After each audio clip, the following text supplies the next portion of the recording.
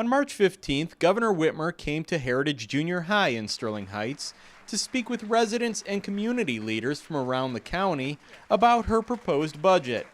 The topic most in attendance were interested in hearing about was roads. Hoping to hear about the roads, obviously. The proposal kind of hasn't been well received by a lot of the residents in Sterling Heights. And I'm hoping to hear if there's some way that we can get to a compromise and so address the concerns of the residents, the citizens of Michigan, but also fix the roads. So I'm optimistic and hopeful to hear something about that today. No one wants to raise gas taxes. I don't want to raise gas taxes, but our problem is a crisis in Michigan. Governor Whitmer quickly dove into the subject by describing how our roads got to this point and why she feels her proposed budget, which includes a 45-cent per gallon increase to the gas tax reached through three 15-cent increments, is necessary to put Michigan back on the right path. 90% of your roads should be in good to fair condition. Right now in Michigan, we're at 78%. And I know a lot of you are like, how are we even that high, right? Unfortunately, we're about to fall off the cliff. If we don't do something bold, we go from 78% down to 70%, down to 60% in just 3 years is where we'll be. We will drop 18 percentage points if we don't do something bold. We actually fund the roads the right way. We're going to be rebuilding roads instead of just filling potholes, which is what we have done for a long time. This problem that we have is 40 years in the making. It's not one person or one party's fault. It has been, a failure of leadership, I think, for a long time in Michigan, frankly. Failure to do the hard work that we need to do. So my plan actually funds the roads in a way that gives us the chance to fund our schools again, get the school aid fund money back into our schools. And the taxpayer knows every dollar is actually going in the roads because it's constitutionally protected. You're going to be able to go online and figure out what roads are being paved and at what schedule so people know their money is working for them and that it's being done the right way. We'll be rebuilding with the right mix and right materials with the kind of warranties that these roads are going to be built to last. Now I want to talk about education. While we're in a wonderful facility in a great district, the fact of the matter is our investment in education's fallen behind the rest of the country, and our outcomes when it comes to literacy reflect that.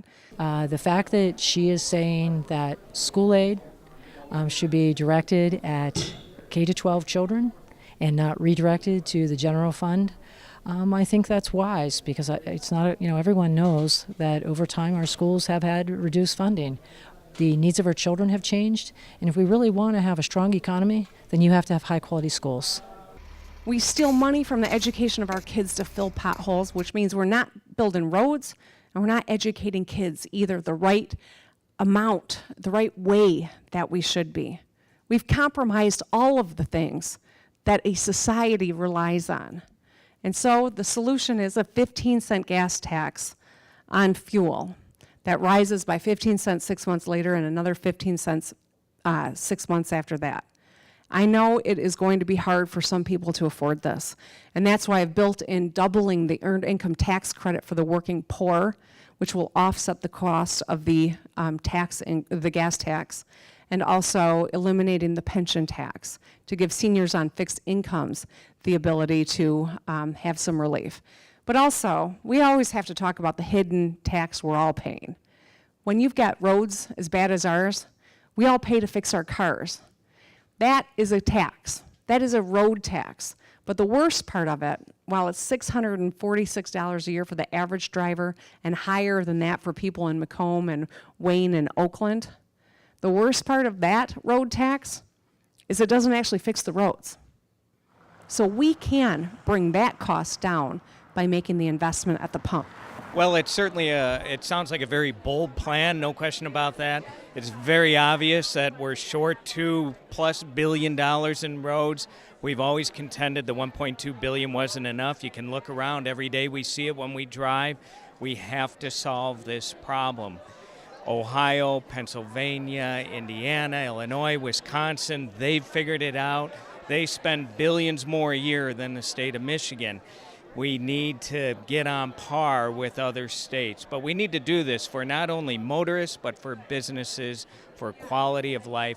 We can't expect to solve other more complicated problems. As the governor said, if we can't fix the basic problems.